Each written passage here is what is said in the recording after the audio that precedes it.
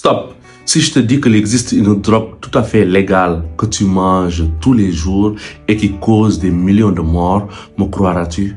Et non, c'est pas la cocaïne, c'est pas l'héroïne, mais bien sûr le sucre. Oui, cette douceur qui envahit ton plat est bien plus dangereuse que l'on ne pense. Elle te rend accro, détruit ton cerveau, abîme ton foie et ton pancréas, te donne de la graisse et surtout déséquilibre le microbiote intestinal. Reste jusqu'à la fin de la vidéo car aujourd'hui, je vais vous expliquer pourquoi le sucre est un poison lent et pourquoi tu dois réduire rapidement ta consommation.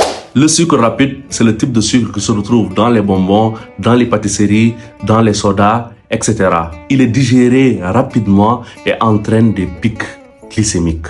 Le sucre lent, présent dans le pain blanc, dans le riz blanc ou même dans les pâtes. Ce sucre lent, une fois digéré, aussi devient du glucose, mais son action est plus progressive. Alors pourquoi parle-t-on de drogue? La réponse elle est simple. Le sucre agit directement dans ton cerveau, provoquant une augmentation de la dopamine, l'hormone du plaisir, créant une sensation de bien-être instantanée, mais temporaire. Une étude de 2013 publiée par Paul Swan a démontré que des rats utilisés dans cette expérience ont préféré consommer du sucre plutôt que de la cocaïne alors que ces rats étaient accros à la drogue.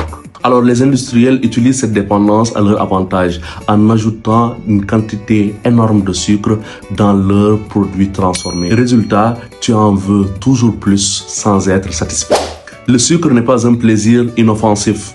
Il est responsable, entre autres, de plusieurs pathologies, telles que les pathologies cardiovasculaires ou encore les AVC. En consommant trop de sucre, tu augmentes de 38% le risque de mourir d'un AVC ou d'une crise cardiaque. Il provoque aussi les pathologies du foie. Ton foie, lorsqu'il est chargé en sucre, le transforme en graisse. Cela mène vers une stéatose hépatique ou encore appelée le foie gras. Une maladie jadis qui se retrouvait chez les alcooliques. L'excès de sucre est aussi responsable de l'obésité et de la graisse abdominale.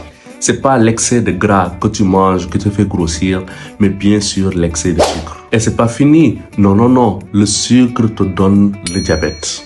Une pathologie grave qui tue énormément de personnes et qui te suit toute ta vie. L'Organisation mondiale de la santé estime que 4,2 millions de personnes décèdent chaque année à cause de la consommation excessive de sucre.